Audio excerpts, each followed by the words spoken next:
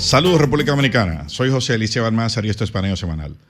Dando, como siempre, en primer lugar, ante todo, las gracias a Dios por permitirnos estar aquí con ustedes. Y a ustedes por concedernos el importantísimo honor de escucharnos por esta Sol 106.5 FM, de vernos en YouTube, en nuestro canal Paneo Semanal y de seguirnos en nuestras redes sociales Paneo Semanal. Saludando, como cada sábado, a mi hermano y compañero Luis José Polanco. Muy buenos días, Eliseo, y muy buenos días a todos nuestros queridos y amables teleoyentes que nos dispensan el favor de su audiencia, como cada sábado, de 10 a 12 meridiano, en su programa Paneo Semanal. Bueno, ha sido una semana... Sí, bastante agitada. Agitada, concluida la primera temporada de la serie de Punta Cana. Y se abrió otra. Se abrió otra, que es la de los papeles de la CIA. Exactamente. Esa es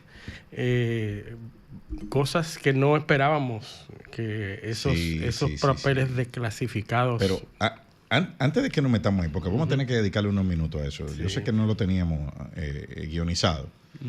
Pero vamos a tener que dedicarle unos minutos a eso. Pero antes de eso, ayer murió una leyenda del boxeo, George Edward Foreman, alias Big George. Foreman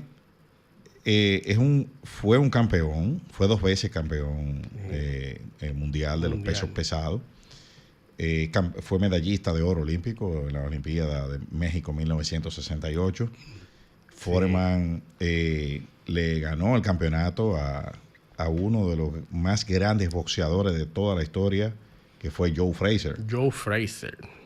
Foreman le ganó en 1973 el campeonato a Smoking Joe Frazier, que fue el rival, uno de los rivales más duros de Muhammad Ali. Sí. Y ese campeonato Foreman lo mantuvo hasta octubre del año 1974, cuando fue noqueado en Zaire. Cassius Clay, Muhammad Ali. Por Muhammad Ali en África. En una de las peleas más famosas de todos los tiempos en la historia del boxeo, Rumble in the Jungle. Rumble in the Jungle.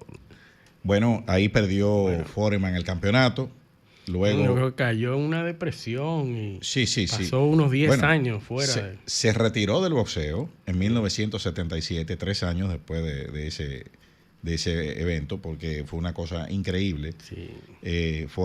A Foreman no le había pasado a nadie creo que del tercer, cuarto round. Y el último lo derrotó el cuarto round. Bueno, él derrotó a Frazier, si mi memoria no me falla, en el segundo round, al campeón. O sea, con 24, Foreman tenía 23 años cuando eso. Sí. Uno de los campeones más jóvenes en la historia del boxeo, de los pesos pesados. Tenía una personalidad antisocial, siempre. Sí, porque en la primera etapa. Porque Foreman se crió en la calle, no terminó la escuela, se crió en la calle peleando, y entonces en un programa de eso de seguimiento a la juventud que había, es que él entra al mundo del boxeo. Foreman tenía uno de los ganchos más mortíferos del boxeo, un gancho de derecha que era fulminante. Que es un golpe que se da con el torso, con el cuerpo. Sí. Eso me acuerda a Ken Norton. Ken Norton, sí. Que era el Joe Breaker Machine. Sí. Que era la máquina de romper quijadas. Sí, pero era el gancho de Foreman, era un gancho, un doble gancho, un gancho al cuerpo primero y después un gancho a la cabeza para noquearte. O sea, un doble, que ese golpe se da con el torso, un golpe corto.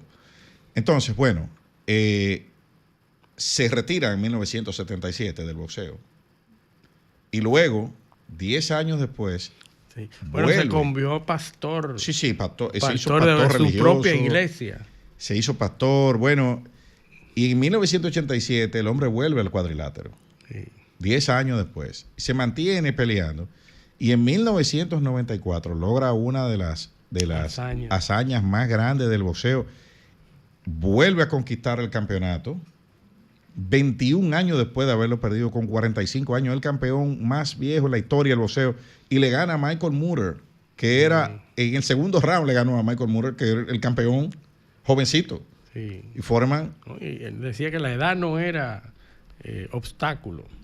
Fuera del cuadrilátero, nosotros que tenemos, que ya somos tenemos más de 50 y los que tienen más de 40 se van a recordar que cuando lo veíamos en la televisión por cable, los anuncios de una parrilla de cocinar de George Foreman Grill. Ah, sí, era un exitoso negocio. Vendió, señores, ese aparato vendió más de 100 millones de unidades. Sí. Fue un éxito rotundo, se hizo millonario. Bueno, Yo uno creo que de los boxeadores más millonarios que tiene el deporte, por encima de lo que tenía Lee, por encima de lo que tenía todo el mundo. Porque Foreman ganó más dinero fuera del boxeo que en el boxeo. Sí. Esa fue su ventaja. Y bueno, se retiró ya finalmente de los cuadriláteros en el año 1997. Y de ahí en adelante, pues, ya vivió una vida de bajo perfil, promocionando su parrilla, escribió varios libros de motivación y se dedicó a su iglesia. Y hasta que finalmente ayer, pues, a los 76 años de edad, pues pasó a otro plano. ¿No? Una leyenda. Una leyenda del boxeo. Fue una época de un boxeador de los 70 a los 80, fue tremendo púgil.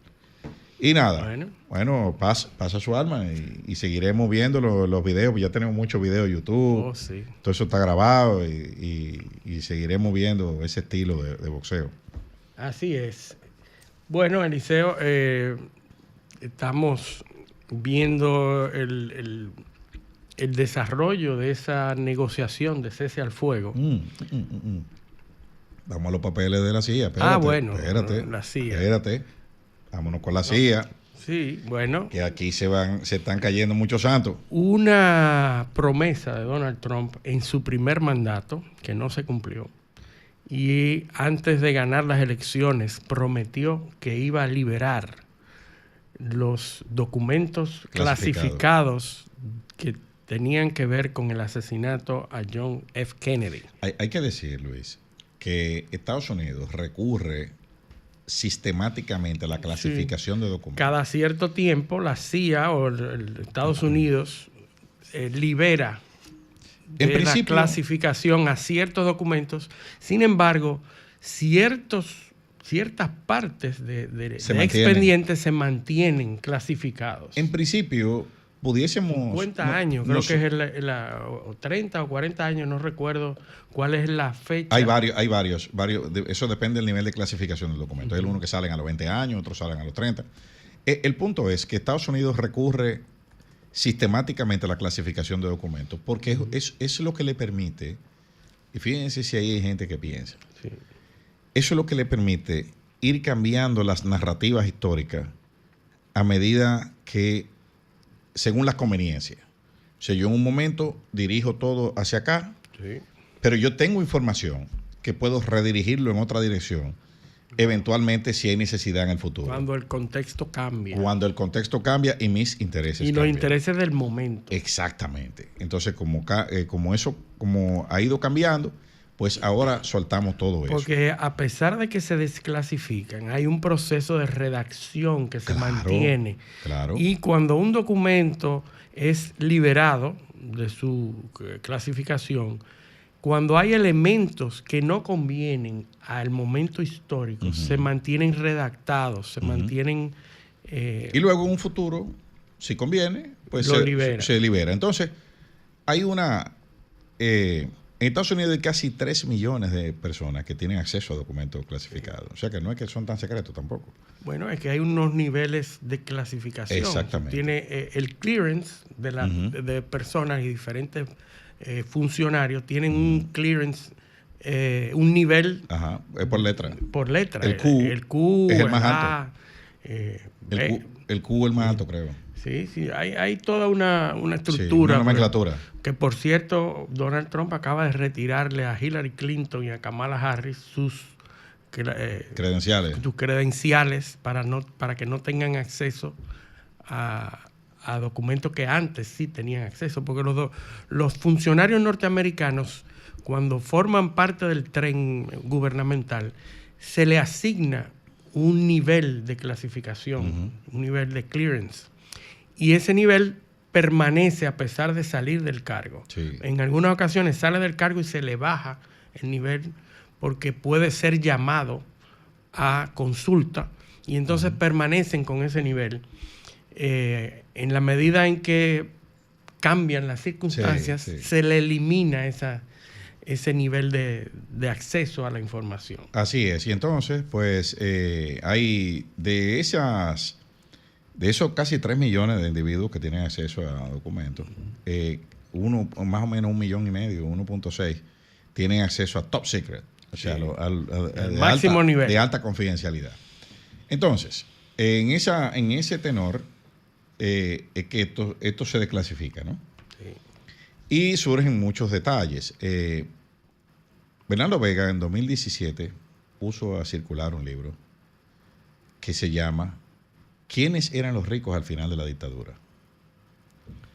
Y yo siempre he sostenido una teoría de que a Trujillo, quienes le dan de baja, Trujillo rompió el elevador social en República Dominicana.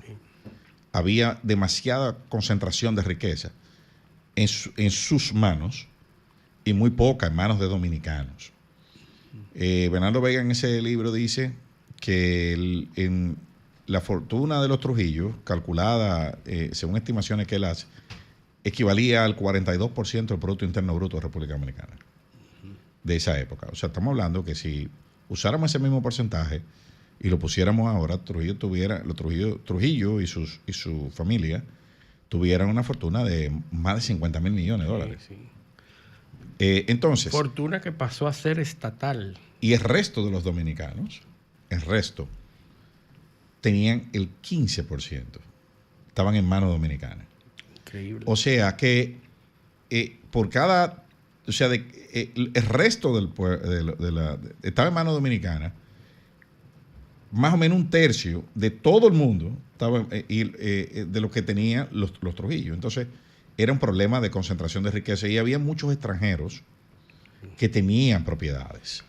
A Entonces, quienes estratégicamente no se le podía quitar. Claro, Porque muchas de esas, recuerda que parte de esta información Sí. que vimos es que ya Trujillo había demandado los ingenios azucareros Sí. del grupo Vicini. Claro, y por eso es que uno de los que se señala, de los empresarios que se señalan, era Gianni Vicini, que señala en los documentos, con Donald Reed Cabral.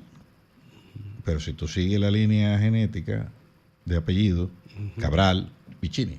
Sí. ¿Entiendes? Era Entonces, parte de lo mismo. de la misma exacto. familia, estaban relacionados. Operaban juntos. Entonces, ellos dos son los que, según esos documentos, se reúnen en los Estados Unidos para ver, Operar. evaluar opciones. Entonces, y ese personaje de Donald Reed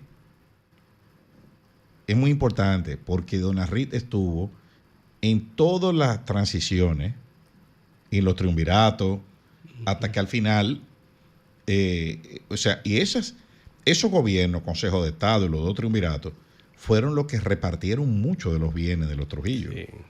Casualmente. Ajá, que fueron a parar a esas mismas manos. Sí. ¿Entiendes? O sea, mira el hilo, cómo va. Y entonces se busca al general Inver, que es una figura polémica. Polémica pública también, porque era gobernador de Puerto Plata. También, Sí, pero el general Inver, después de la muerte de Trujillo, que no era militar, ¿eh? No, se hicieron militar después del atentado. Lo hacen militar. Después del golpe.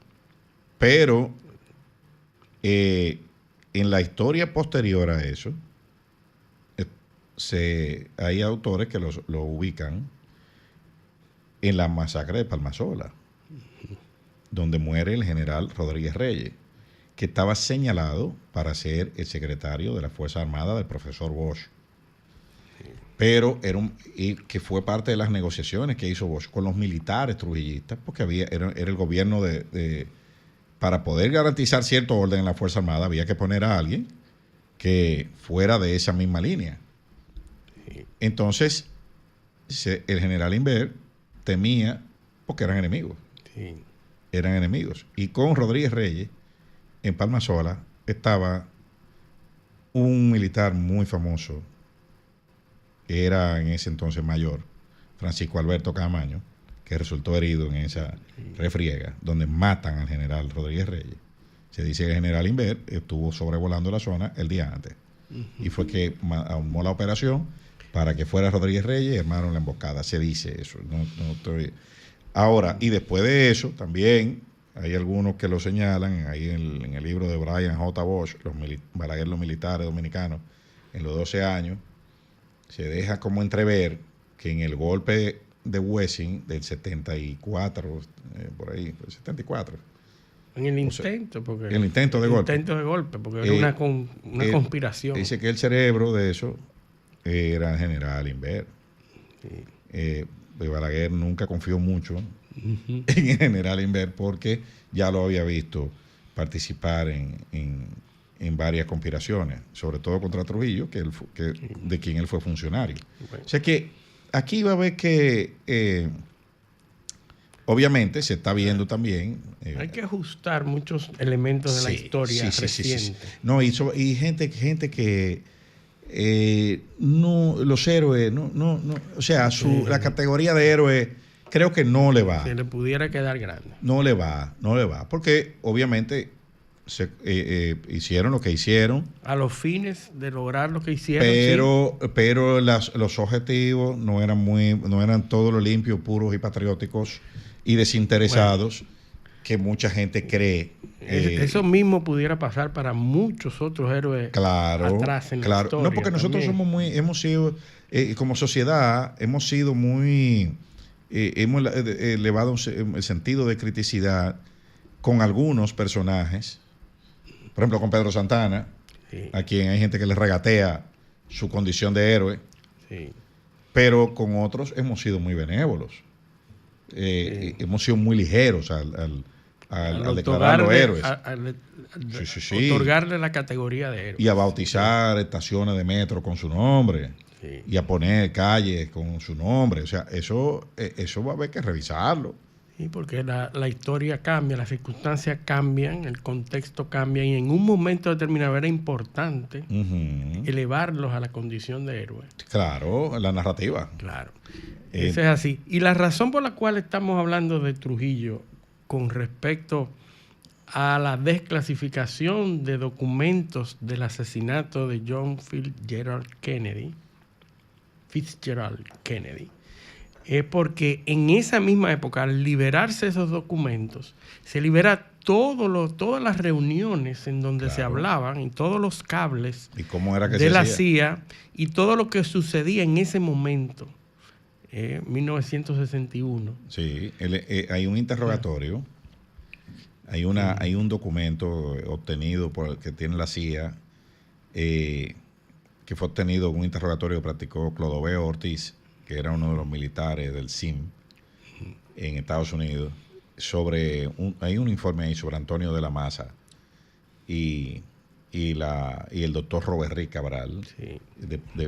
Justo después del magnicidio se refugiaron en la casa del doctor Robert Rick Cabral, y ahí yo no lo voy a repetir aquí en radio, lo que dice ahí, pero busquen lo que está en el Listín Diario Digital de hoy. Pueden entrar a buscarlo para que ustedes vean lo que hizo Antonio de la Maza según ese documento, en la casa del doctor Robert Rick Cabral, lo que le hizo a la esposa en presencia de los otros de lo que lo acompañaban, para que ustedes vean. Eso es lamentablemente, eso no me lo estoy inventando, eso está ahí en ese documento, y está publicado. Es la página 56 del interrogatorio, para ser más exacto. Para que ustedes vean cómo era, que no eran, señores, no eran monjas de convento, eran individuos, con algunos de ellos con conducta muy retorcida, muy, muy retorcida, que provocaron después, ante el asedio y la vergüenza, que el doctor Robert Rick Cabral, del hospital ese. Sí, aquí debe el nombre, que era el antiguo Angelita, pero después le pusieron Robert Rick Cabral. Dispusiera de su vida. Sí. O sea, la frustración ante ese hecho que está narrado ahí, que no lo voy a repetir, el doctor Robert Rick Cabral terminó disponiendo de su vida. suicidando. Para que ustedes vean lo que pasó ahí. Yo los invito a que lo busquen. Y obviamente tenemos que revisar, aquí va a haber que revisar varios libros de historia y saber bien a quién van a ensalzar y a quién no. Bueno, hechos que no se estaba esperando ante la desclasificación de esas informaciones, y entonces hay toda una cantidad de documentos. Miles de documentos que se han puesto a la disposición, en donde nos pasaríamos semanas y meses estudiando y analizando y relacionando hechos históricos a la luz de esos documentos, que eran documentos de la CIA, ¿verdad? De la Central de Inteligencia Americana, la Agencia Central de Inteligencia, que era donde se analizaba. Hay que recordar que en esa época la CIA tenía una actividad muy importante en todos los países. Incluso en República Dominicana era uno de los pocos países donde habían dos bases. Una en Santiago y otra en República Dominicana. Y Santo Domingo. En México también, porque oí en un comentario que... Es por la cercanía con Cuba. Sí, completamente. En México habían 2 bases, pero en la mayoría de los países latinoamericanos había una agencia, una base de operaciones de la CIA. Esos primeros 6 meses de 1961 fueron sumamente agitados. Recuerda que... la crisis de los misiles. No, en abril del 61 fue Playa Girón, Bahía de Cochinos. Frustrada la intervención. Claro. No pudieron. Fíjense que eso es... Uno de los primeros reveses de las operaciones, que nunca pudo Estados Unidos atentar contra Fidel Castro. No, porque a pesar de varios intentos. Fue una operación frustrada. O sea, al hacerse de forma clandestina, y fue en el mundo entero. Sí. Porque también recuerda que en el 61 mataron a Patricio Lumumba. Sí. O sea, la CIA tenía una lista de gente a la que había que darle de baja ya. Bueno, en estos mismos documentos desclasificados se hablaba de los 3. Exacto. Objetivos. Sí, los 3 objetivos principales. Ajá. Y eran Trujillo, Patricio Lumumba y el otro, no recuerdo quién era, pero habían 3, sí, ciertamente habían. Pero todo eso fue el mismo año, miren cómo va todo, que fue una agenda que se ejecutó y ya eso es obvio y evidente con estos documentos, ¿no? Era una decisión de Estado. Sí. Y hubo gente de aquí, repito, que conspiró no necesariamente por patriotismo, y volvemos a la misma tesis, Luis, de siempre. Sí. El dominicano no es ni tan patriota, ni tan amante de la libertad como nosotros creemos, ¿eh? Y sus propios intereses. Son intereses. Aquí el quítate tú para ponerme yo. Él se la está buscando y yo quiero llegar para buscarme igual cualquier medio. Esa conducta es la que nos ha caracterizado de esa época. ¿Recuerdan la Plaza de la Bandera? Sí. ¿Recuerdan el patriotismo de mucha gente? Bueno, esa misma conducta fue la que imperó ahí. Después que mataron a Trujillo, aquí nadie era trujillista. Sí. Nadie era trujillista. Todo el mundo tenía en su casa un letrero. Hay una anécdota de Joséito Mateo, que le vocearon en una fiesta. Después mataron a Trujillo. Joséito, trujillista. Y dice, yo lo cantaba, pero ustedes lo bailaban. Sí. Así que vámonos a nuestra primera pausa. Esto es Paneo Semanal. No le cambien.